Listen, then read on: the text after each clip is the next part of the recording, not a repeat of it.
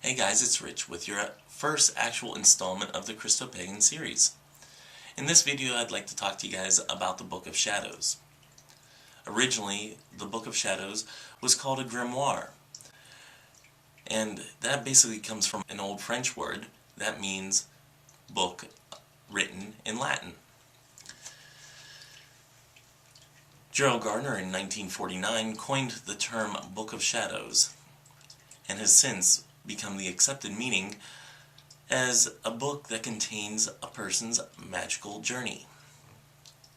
In traditional Wiccan covens, there was one Book of Shadows that was shared by the entire coven. It was handed down from priest to priestess, and so on and so forth. Since then, it has become known as inconvenient, so each individual member would have their own individual Book of Shadows. Whenever that member were to die, or get to the point where they wanted to pass on their knowledge, they would either pass on the book to another generation, which I think is a fantastic family heirloom, or when the person is to die, they would destroy it. I never really liked that thought. I'm more of the mind of my Book of Shadows is going to go with me, or get passed on to somebody else to send on my magical musings. So, what is contained in a Book of Shadows? Basically, any ritual, spell work, the results thereof, artwork, poetry, mythology, deities, any journalings, meditations that have to do with your magical path. Your Book of Shadows doesn't have to have any form or flow to it. It can be as haphazard or as organized as you like.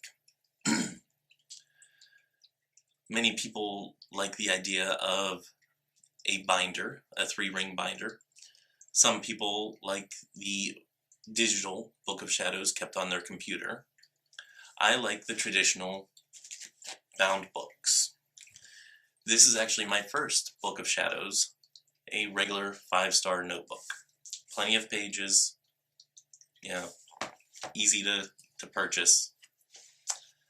I have since upgraded to this Book of Shadows, which is still your typical journal that I have made into a Book of Shadows for myself.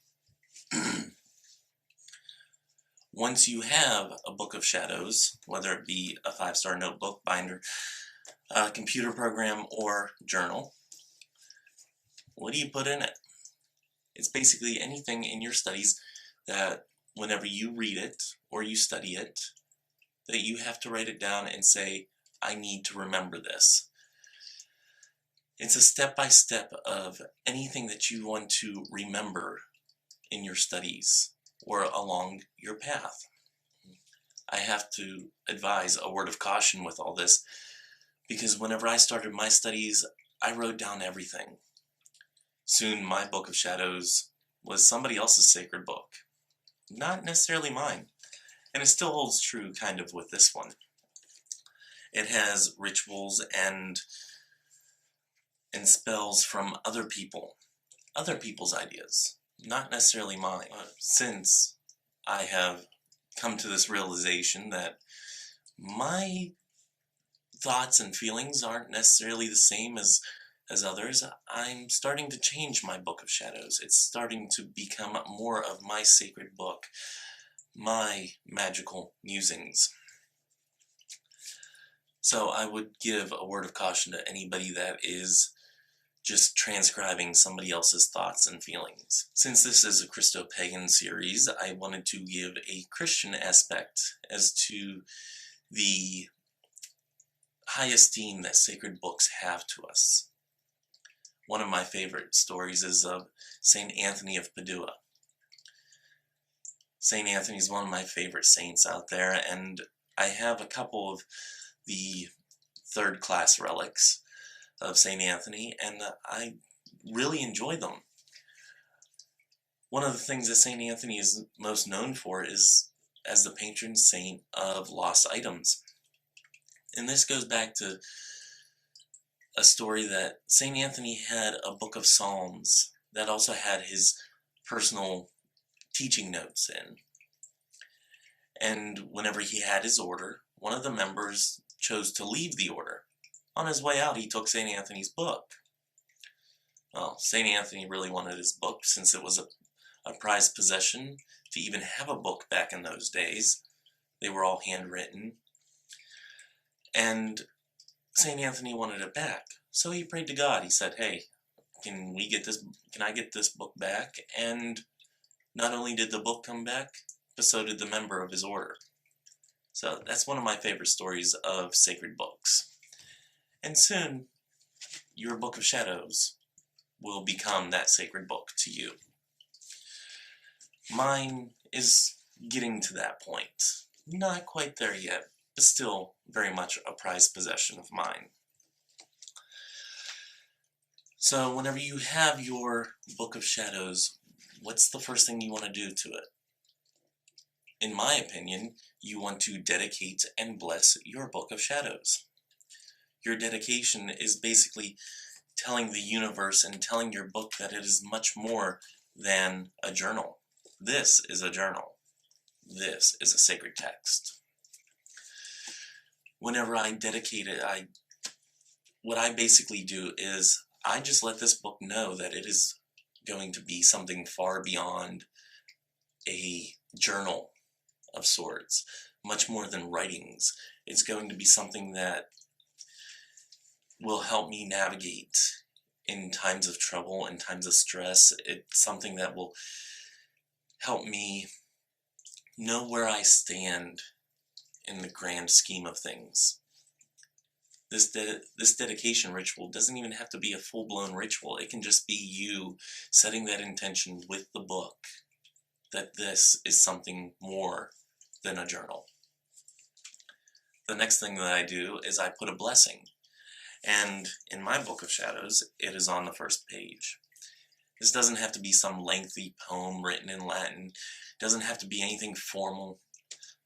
To me, it's basically you telling your deity, or in this case, me telling my deity, my ancestors, and the elementals, that this book is something sacred, and to ask in their assistance, not only whenever I write into it, but also to keep it sacred and holy, to keep it protected from people who want to see my magical musings, that people will respect it. So it's not only a blessing on the book as a book in general, consecrating it to be something that I write in, but also to be a protection on the book itself. If you don't like the term Book of Shadows, there's many other terms that you can use. Book of Mirrors is a common one. Whenever people use that, they usually refer to it as a book that reflects them. You can call it a book of light. You can call it a book of knowledge. You can use the classic term grimoire if you prefer that one. I actually like that term. Or you can just call it simply the book. There's no official name. There's no real set standard as to what you call your sacred text. You can even call it the Holy Book of Me, which is another one I kind of like. Whatever you call your Book of Shadows, it's important that you just remember that it is a sacred book. It is a book of your inner workings, your way of evolving from now until the end. And you can have multiple books too. Some people like to split their Book of Shadows into topics, using one composition notebook for one topic, another composition notebook for another topic. However you decide to do it, they would all be books of shadows. So in this series, I would like to give assignments. If you're new to this path, I hope these assignments help you. If you're not so new to the path, I hope these assignments kind of give you something to think about. That if you haven't done it, then maybe you would consider doing it. Your first assignment is to find a book that resonates for you. It can be the 5-star notebook, if it fits into your price range. I would steer clear of getting one of those mighty tomes that sit on a podium, which eventually will be something that I do, only because it's resonated with me and something that I've wanted for years and years. A book that is awaiting me on a podium in the middle of my altar room, awaiting for me to work my magic. But in the meantime, get yourself a 5-star notebook, composition book, 3-ring binder, or do it in a computer program, whatever feels right for you. The second assignment is to dedicate your book of shadows. In whatever way you see fit, come up with a way that sets your book of shadows separate from the mundane journal. Something that sets out to the universe that this is something that is sacred. And then bless it in whatever way you see fit. Whether it's a book blessing written down on the inside, or if it's something a little bit more elaborate. You can use holy water, you can use water from the ocean, you can pass it through the elements, you can do a full-blown ritual, or you can just do a simple little phrase inside that calls on your deity and your ancestor, your deity or your ancestors, or the elementals, fairies, whatever you want. A way of protecting it, a way of keeping it safe and guarded from onlookers. So, those are your 3 assignments. If you've enjoyed this video on the Book of Shadows, then please subscribe, like this video. And if you'd like to follow the blog on ChristoPaganism.com, the link is in the bottom bar. I look forward to hearing from you guys. Any comments that you would give would be well received. And may you have love, hugs, and ladybugs. Bye-bye.